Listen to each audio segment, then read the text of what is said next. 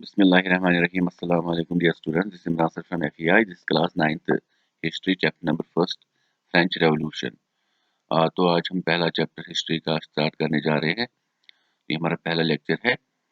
तो आइए स्टार्ट करते हैं आज का पहला टॉपिक, इंट्रोडक्शन.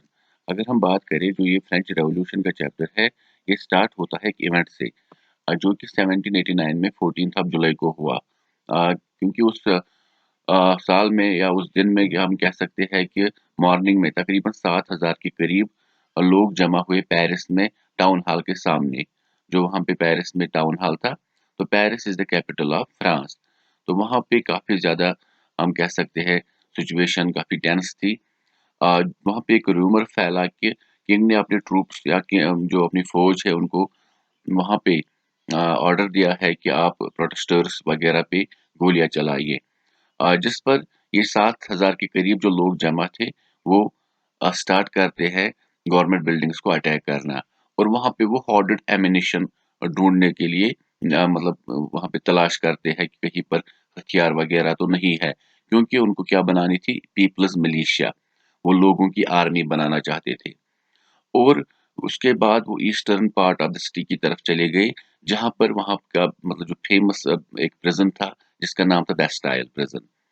और ये बेस्टाइल प्रिजन एक फोर्टिफाइड प्रिजन था जो कि डिस्पोटिक पावर ऑफ किंग को दर्शाता था. जो कि लोग उस बेस्टाइल प्रिजन से काफी नफरत करते थे, क्योंकि जो भी लोग आवाज उठाते थे इस जालिम रूलर के खिलाफ, तो उसको वहीं पर मतलब बंद किया जाता था. तो उसके बाद जब लोगों ने उस बेस्टाइल प्रिजन पे अटैक किया, तो वहां पे तकरीबन 7 जो लोग थे वो एज प्रिजनर्स थे, तो उनको वो छुड़ा देते हैं. इस दौरान बेस्टाइल प्रिजन का जो कमांडर इन चीफ होता है, तो उसको वो मार देते हैं.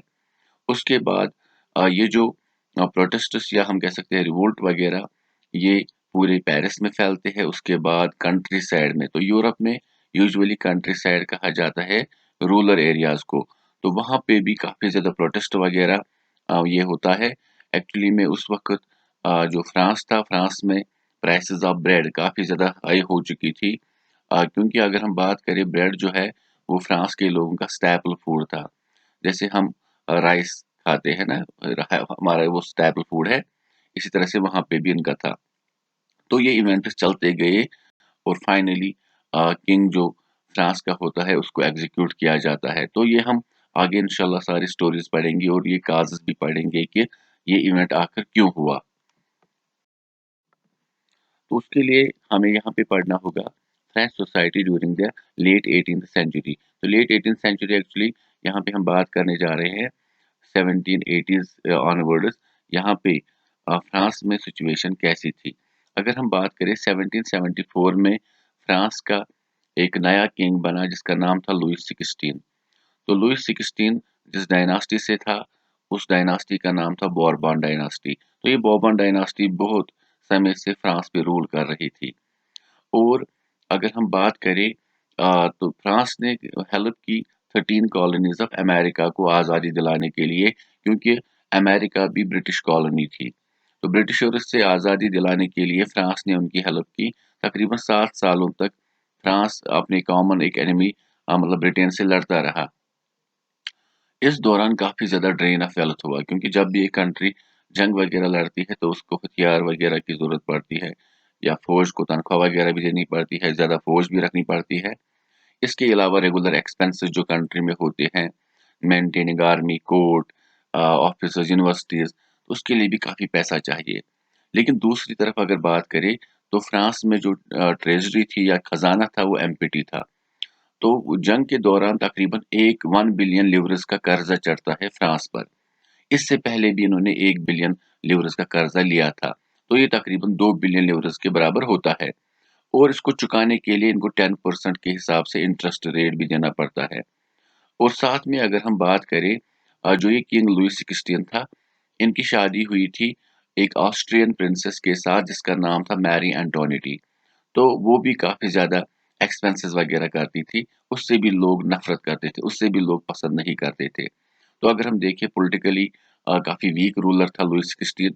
इकोनॉमिकली भी फ्रांस में काफ़ी वर्स्ट सिचुएशन थी. अब सोसाइटी पे आते हैं. अगर हम बात करें तकरीबन तकरीबन लेट 18th सेंचुरी में ये पहले से ही चलता आ रहा था, लेकिन इस दौरान भी फ्रेंच सोसाइटी 3 एस्टेट्स में डिवाइड थी, जिसमें सबसे टॉप पे थे क्लर्जी क्लास। क्लर्जी क्लास बोलते हैं मेंबर्स ऑफ चर्च को। उनके पास भी बहुत सारी प्रॉपर्टी वगैरह थी। एज फ्यूडल लॉर्ड्स की तरह वो काम करते थे। और दूसरे थे नोबेल्टी, जो टॉप पोजीशंस पे थे कंट्री में, और जिसमें एरिस्टोक्रेट्स वगैरह सारे आते थे। इसके अलावा तीसरी एस्टेट थी कॉमनर्स। कॉमनर्स में कुछ लोग अमीर थे, कुछ लोग गरीब थे। अगर हम बात करें तो इसमें बिजनेसमैन, इसमें आते थे प्रोफेशनल्स जैसे कि लॉयर्स, डॉक्टर्स, प्रोफेसर्स। इसके अलावा पीजेंट्स, आर्टिजन्स, लेबरर्स वगैरह। अगर हम बात करें जो फर्स्ट और सेकंड एस्टेट थी, इनकी पॉपुलेशन तकरीबन 10% के आसपास थी, लेकिन इनके पास लैंड 60% थी। कॉमनर्स की जो हम कह सकते हैं उनकी पॉपुलेशन तकरीबन 90% थी, लेकिन उनके पास लैंड 40% ही थी। और इसके अलावा ये जो क्लर्जी और नोबिलिटी क्लास था, इनको कोई टैक्स वगैरह नहीं देना पड़ता था। इनको मतलब बाय बर्थ प्रिविलेजेस हासिल थी। सम्पचुरी लॉज भी नाफिज थे। अच्छी क्वालिटी की वाइन क्लर्जी और नोबिलिटी क्लास के लोग पी सकते थे। अच्छी क्वालिटी के कपड़े भी क्लर्जी और नोबिलिटी पहन सकते थे। कॉमनर्स को सारे टैक्सेस वगैरह देने पड़ते थे, और साथ में ये अच्छी क्वालिटी की वाइन, अच्छी क्वालिटी के कपड़े नहीं पहन सकते थे। तो इस दौरान हम देख सकते हैं कि बहुत ज्यादा नाइंसाफी होती थी कॉमनर्स के ऊपर। तो एक टैक्स देना पड़ता था कॉमनर्स को क्लर्जी की तरफ, जिसको बोलते थे टिसस। और इसके अलावा एक डायरेक्ट टैक्स था जिसको बोलते हैं टैली, जो कि गवर्नमेंट को देना पड़ता था। तो इसके अलावा अगर हम बात करें और भी बहुत सारे ये जो मैंने कहा था डायरेक्ट टैक्स टैली, इसके अलावा और भी बहुत सारे इनडायरेक्ट टैक्सेस थे जो कि हर एक चीज पर लागू होते थे। जैसे कि डेली कंजप्शन में जो भी चीजें इस्तेमाल करते थे लोग, साल्ट हो, टोबैको हो, या कुछ भी हो।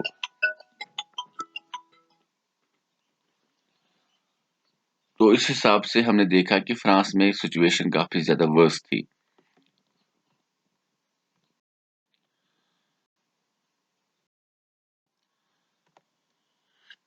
इसके बाद और एक प्रॉब्लम थी वहां पे, struggle to survive. Struggle to survive में जब हम कह सकते हैं जिंदा रहने के लिए भी जदोजहद करनी पड़ती है। फ्रांस में अगर हम बात करें 1715 में तकरीबन पॉपुलेशन 23 मिलियन थी, लेकिन 1789 में ये पॉपुलेशन बढ़कर 28 मिलियन तक पहुंची थी। तकरीबन 50 लाख जो पॉपुलेशन थी वो बढ़ चुकी थी। और इस दौरान हमने क्या देखा कि जो फूड ग्रेन्स या फूड प्रोडक्शन थी वो सेम रही, उसमें कोई इजाफा नहीं हुआ। दूसरी तरफ जो वेजेस थे उनमें भी कोई इंक्रीज नहीं हुआ। जो लेबरर्स वगैरह मतलब डेली वेजेस हासिल करते थे या सैलरी हासिल करते थे, पैसे हासिल करते थे अपनी मजदूरी के, तो इसके बाद जो gap between the rich and poor है वो बढ़ने लगी। अब सबसे ज्यादा प्रॉब्लम कब होती थी? जिस साल क्रॉप्स फेल होते थे, चाहे ड्रॉट की वजह से, चाहे हेल स्टॉर्म्स वगैरह की वजह से। तो जब भी मतलब क्रॉप्स फेल होते थे, उस साल काफी ज्यादा प्रॉब्लम होती थी। तो ईयर 1789 का भी ऐसा ही था। उस साल सीवियर विंटर आया जिसकी वजह से क्रॉप्स फेल हुए, और लोगों को खाने की दुश्वारी हुई। जो खाने पीने की चीजें उनको मार्केट में मिलनी चाहिए थी, तो जो फूड की हम कह सकते हैं डिस्ट्रीब्यूशन वगैरह है, उसमें काफ़ी ज़्यादा कमी आई, जिसकी वजह से प्राइसेस काफ़ी ज़्यादा राइज़ हुए। तो इसकी वजह से हम कह सकते हैं जब लोगों को ज़िंदा रहने के लिए भी स्ट्रगल करना पड़ता है, तो उसको बोलते हैं सब्सिस्टेंस क्राइसिस। इसके अलावा अब ज़िम्मेदारी पहुंची मिडिल क्लास पे। A growing middle class envisages an end to the privileges। तो अब मिडिल क्लास ने तवक्क की कि हम इन प्रिविलेजेस को खत्म करेंगे। कहा जाता है कि पीजेंट्स वगैरह इससे पहले भी रिवोल्ट्स वगैरह करते थे इन राइजिंग टैक्सेस के लिए या फूड स्कार्सिटी के लिए। जब भी फूड वगैरह की किल्लत होती थी, उस वक्त पीजेंट्स रिवोल्ट करते थे, लेकिन वो उसको कंटिन्यू नहीं कर पाते थे, क्योंकि ये जो पीजेंट्स वगैरह थे गरीब सेक्शन लोग थे। अगर वो सड़कों पे उतर आते तो 1 हफ्ते 2 हफ्ते वहां पे रहते, उसके बाद उनके घर में प्रॉब्लम्स होती कि उनके घर में खाने के लिए भी कुछ नहीं होता। तो ये जिम्मेदारी पड़ी एजुकेटेड मिडिल क्लास पर, जो नया एक मिडिल क्लास इमर्ज हुआ थर्ड एस्टेट में ही। तो 18th सेंचुरी में हमने क्या देखा? तो थर्ड एस्टेट के बहुत सारे लोगों ने मतलब ओवरसी ट्रेड किया, और इसके अलावा उन्होंने मैन्युफैक्चरिंग, जैसे कि इंडस्ट्रियलाइजेशन शुरू हुई, तो वूलन, सिल्क टेक्सटाइल्स वगैरह उन्होंने स्टार्ट किए, जिसकी वजह से उन्होंने काफ़ी ज़्यादा वेल्थ कमा लिया। और खुद तो ये पढ़े लिखे थे ही, उन्होंने अपने बच्चों को भी पढ़ाया। तो इसी दौरान हमने देखा कि बहुत सारी फिलोसफर्स वगैरह की बुक्स वगैरह पब्लिश हुई, जिसमें लॉकी, रूसो एंड मॉन्टेस्क्यू शामिल थे। अगर हम लॉकी की बात करें तो उन्होंने कहा कि ये जो एब्सोल्यूट पावर्स किंग के हाथों में होते हैं, सारे पावर्स, ऐसा नहीं होना चाहिए। तो ये थर्ड एस्टेट के जो मिडिल क्लास मेंबर्स थे, उन्होंने भी मुतालबे किए कि लोगों को अपॉर्चुनिटीज मिलनी चाहिए मेरिट के बेसिस पे। तो ये प्रिविलेजेस वगैरह नहीं होनी चाहिए। उसके बाद रूसो ने कहा कि there should be social contract between the people and their representative. तो ये डेमोक्रेटिक कंसेप्ट था। लोग अगर अपने रिप्रेजेंटेटिव को चुनेंगे, उनके बीच में कॉन्ट्रैक्ट होना चाहिए। अगर रिप्रेजेंटेटिव ने 5 साल तक उनके लिए अच्छा किया, तो अगली बार भी वो उसी को जिताएंगे। उसके बाद मॉन्टेस्क्यू ने कहा कि power should be shared among the different organs of government. उसने कहा लेजिस्लेटिव, एग्जीक्यूटिव एंड जुडिशरी में ये पावर्स शेयर होने चाहिए। ये किंग के हाथों में नहीं होने चाहिए। तो यहाँ पे आपको याद रखना है, ये जो लुई 16 रूल कर रहा था फ्रांस पे, ये मोनार्ची थी। तो मोनार्ची में क्या होता है, सारे पावर्स किंग के हाथ में होते हैं। अब अगर हम बात करें, यूएसए को आज़ादी दिलवाने में फ्रांस ने हेल्प की थी। तो 1783 में उन्हें उन्हें आज़ादी मिली थी, और उन्होंने जो मॉडल बनाया था अपनी गवर्नमेंट का, उन्होंने ये पावर्स वगैरह शेयर किए थे, अपनी कॉन्स्टिट्यूशन बनाई थी। उसी तरह से फ्रांस में भी लोग इस तरह की गवर्नमेंट बनाना चाहते थे। तो ये चीज़ें, जो ये फिलोसफर्स थे, उनके जो ये थॉट्स वगैरह थे, अब लोगों ने सुने और इनको वो डिस्कस करने लगे सलून्स वगैरह में, ताकि जो अनपढ़ लोग हैं वो भी ओरली ये बातें सुने और समझे। उसके बाद आउटब्रेक ऑफ रेवोल्यूशन। तो ये आउटब्रेक हमने जो कहा था कि 14th ऑफ जुलाई 1789 को लोग जमा हुए थे, आखिर वो क्यों हुए थे? अगर हम बात करें आउटब्रेक किस तरह से रेवोल्यूशन हुई, तो फ्रांस में जो मोनार्ची थी, वो अपने बलबूते पे टैक्सेस नहीं बढ़ा सकती थी। हमने पहले ही देखा कि तो 2 बिलियन लिवरेस का कर्जा था फ्रांस पे, ट्रेजरी खाली थी, बाकी एक्सपेंसेस भी कंट्री के चलाने थे, तो उसके लिए ज़रूरी था टैक्सेस बढ़ाना।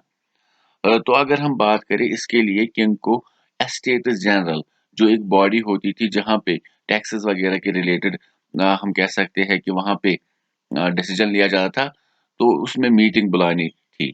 तो पिछली बार 1617 में ये मीटिंग बुलाई गई थी, लेकिन अब लुई 16 ने ये 5th ऑफ मई 1789 को बुलाई, क्योंकि उनको भी टैक्सेस बढ़ाने थे। तो इसमें तीनों एस्टेट्स के रिप्रेजेंटेटिव्स आए। अगर हम बात करें, फर्स्ट और सेकंड एस्टेट ने 300 रिप्रेजेंटेटिव्स को भेजा, जो एक दूसरे के आमने सामने बैठे। और जो थर्ड एस्टेट था, क्योंकि उनकी पॉपुलेशन ज्यादा थी, उन्होंने 600 रिप्रेजेंटेटिव्स भेजे और उनको पीछे बिठाया गया। लेकिन जो वुमेन वगैरह थे, जो ये नॉन प्रॉपर्टियर मैन थे, उनको अलाउ नहीं किया गया स्टेट जनरल में आने के लिए। तो उन्होंने अपनी ग्रीवेंसेस, अपनी शिकायत वगैरह तकरीबन 40,000 लेटर्स में लिखे, और अपने रिप्रेजेंटेटिव, जो थर्ड स्टेट के रिप्रेजेंटेटिव से, जिसमें मैक्सिमम लोग पढ़े लिखे थे, उनके हाथों ही उन्होंने वो भेजे। अब वहाँ पे ये रूल क्या था कि हर एक एस्टेट के पास एक-एक वोट होता था। फर्स्ट एस्टेट के पास 1 वोट होता था, सेकंड एस्टेट के पास 1 वोट होता था, और थर्ड एस्टेट के पास 1 वोट होता था। लेकिन इस बार थर्ड एस्टेट के जो ये पढ़े-लिखे लोग थे, ये मॉन्टेस्क्यू, रूसो और लॉकी को पढ़ कर आए थे। तो इन्होंने क्या कहा? इन्होंने कहा कि हर एक इंसान के पास 1-1 वोट होना चाहिए। तो ये हर एक एस्टेट के पास नहीं, बल्कि हर एक इंसान को आप 1-1 वोट दो, और हर वोट का वैल्यू इक्वल होना चाहिए। इस पर किंग लुई 16 ने कहा कि मैं ये सिस्टम नहीं मानूंगा, तो हम जो करते आए हैं हम वही करेंगे। तो इस पर लोगों ने मतलब हम कह सकते हैं रिवोल्ट किया। उसके बाद वो नाराबाजी करके बाहर चले गए, और उसके बाद वो 20th ऑफ जून 1789 को एक इंडोर स्टेडियम जो वर्साइल्स में वाक़ा था, वहां पे मिले, और उन्होंने कहा हम तब तक नहीं हटेंगे जब तक हम अपनी कॉन्स्टिट्यूशन ड्राफ्ट नहीं करेंगे अपनी फ्रांस के लिए। और उसके बाद जो पावर्स है किंग के, उनको हम डिस्ट्रीब्यूट करेंगे अलग-अलग ऑर्गन्स में, जो गवर्नमेंट के होते हैं। तो इसी दौरान जो सीवियर विंटर आया था, जिसके पहले भी मैंने बात की थी, उसकी वजह से प्राइसेस जो थे ब्रेड के, वो काफ़ी ज़्यादा बढ़ गए। और लोग क्यूज में लगे, रूमर्स फैले कि लॉर्ड ऑफ द मैनर, जैसे गांव गांव में लॉर्ड ऑफ द मैनर जो वहां पे लैंडलॉर्ड वगैरह हुआ करते थे, जिनके अंदर में जो लैंडलेस पीजेंट्स थे, तो वो एज टेनेंट्स उन वो जमीन किराए पर लेते थे, उस पर काम करते थे। उन्होंने सुना कि उनके मालिक ने जो गुंडे वगैरह है उनको हायर किया है कि इनके क्रॉप्स वगैरह को डिस्ट्रॉय किया जाए। तो इस फियर में जो पीजेंट्स वगैरह थे उन्होंने अ, अपने हथियार उठाए जो उनके पास थे, जैसे सिकल वगैरह होते हैं। तो उन्होंने चिटैक्स जो मतलब हम कह सकते हैं कासल या जो उनके पास महल खाना था उन लैंडलॉर्ड्स का, वहां पे उनके हमले किए और उनके जो गोदाम वगैरह थे वहां से ग्रेन्स वगैरह चुरा लिए। और उसके बाद ये जो नोबल्स वगैरह थे, इन्होंने अपने घर छोड़कर वो कहीं और भाग गए। तो लुइस 16 को भी अब लगने लगा कि अब यहाँ पे मेरी बात चलेगी नहीं, क्योंकि फ्रांस में शहरों में ही नहीं बल्कि गांवों में भी प्रोटेस्ट्स वगैरह दिन ब दिन फैलते गए। तो उन्होंने कहा कि मैं नेशनल असेंबली को अपने पावर्स देने के लिए तैयार हूँ। तो इस तरह से एक डिक्री पास हुई और ये जो गवर्नमेंट थी, इन्होंने क्या किया, जो अब नई गवर्नमेंट बनी, इन्होंने टैक्सेस को एबॉलिश किया, जो ये टैक्स देते थे चर्च को। और इसके अलावा चर्च वगैरह से सारी की सारी प्रॉपर्टी वगैरह कन्फिस्केट की, उनसे वो छीन ली, तो जो तकरीबन 2 बिलियन लिवरेस के बराबर थी। उसके बाद France becomes a constitutional monarch. अब फ्रांस में नई गवर्नमेंट बनाई गई, जो कॉन्स्टिट्यूशन 20 जून 1789 को शुरू हुई थी। उस कॉन्स्टिट्यूशन का ड्राफ्ट खत्म हुआ, कंप्लीट हुआ 1791 में। और अब नेशनल असेंबली ने अपना जो हम कह सकते हैं कॉन्स्टिट्यूशन का ड्राफ्ट कंप्लीट किया और उन्होंने किंग के पावर्स को लिमिट किया। अब ये पावर्स दिए गए अलग अलग इंस्टीट्यूशंस को, जैसे कि लेजिस्लेचर, एग्जीक्यूटिव एंड जुडिशरी। अगर लेजिस्लेचर की बात करें, ये लॉ मेकिंग बॉडी होती है। तो हमारे इंडिया में पार्लियामेंट को लेजिस्लेचर बोलते हैं, जिसमें वो मेंबर्स बैठते हैं जिनको लोग चुनते हैं। एग्जीक्यूटिव होता है जो एग्जीक्यूट करते हैं, जैसे कि प्राइम मिनिस्टर, प्रेसिडेंट और top leaders of the political party, ruling political party, जिनको हम कैबिनेट बोलते हैं। और जुडिशरी आप सबको पता है, all the courts including the highest court in the country. इसके बाद France becomes a constitutional monarch. तो मोनार्ची और कॉन्स्टिट्यूशनल मोनार्ची में ये फर्क है, मोनार्ची में सारे पावर्स किंग के हाथों में होते हैं, लेकिन कॉन्स्टिट्यूशनल मोनार्च में किंग भी होता है लेकिन उनके पावर्स पार्लियामेंट को दिए जाते हैं। तो अब इन्होंने वोटिंग राइट्स देने शुरू किए।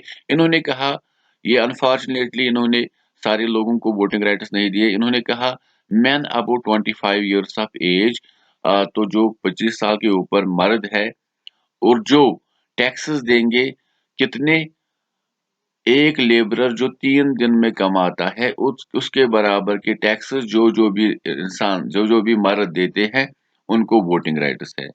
अब इस तरह से कॉन्स्टिट्यूशन मतलब स्टार्ट हुई। कॉन्स्टिट्यूशन उन्होंने ड्राफ्ट की और declaration of rights of man उन्होंने दिए, जिसमें राइट टू इक्वालिटी, राइट वगैरह, जो फ्रीडम है, या हम कह सकते हैं राइट टू लाइफ वगैरह, ये सारी राइट्स या फ्रीडम ऑफ स्पीच वगैरह ये प्रोवाइड की गई लोगों को। तो इसके बाद अगर हम देखें, इस दौरान बहुत सारे लोग ऐसे थे जिन्होंने हेल्प की थर्ड एस्टेट के मेंबर्स को भी। जब नेशनल असेंबली बन रही थी, तो उस दौरान मिराबू एंड अबिसियास, ये दो इंसान थे। जैसे कि हम बात करेंगे मिराबू के बारे में, वो एक नोबल फैमिली से बिलोंग करता था। तो उसने काफी पावरफुल स्पीचेस लोगों के सामने दी कि थर्ड एस्टेट के मेंबर्स को राइट्स मिलने चाहिए, क्योंकि इनके साथ काफी ज्यादा प्रॉब्लम्स हो रही है, इनको कोई प्रिविलेज हासिल नहीं है। तो सारी प्रिविलेजेस फर्स्ट और सेकंड एस्टेट को ही हासिल है। इसी तरह से अबिसियास वो एक प्रीस्ट था, इसका मतलब वो क्लर्जी क्लास से था, फर्स्ट एस्टेट से था।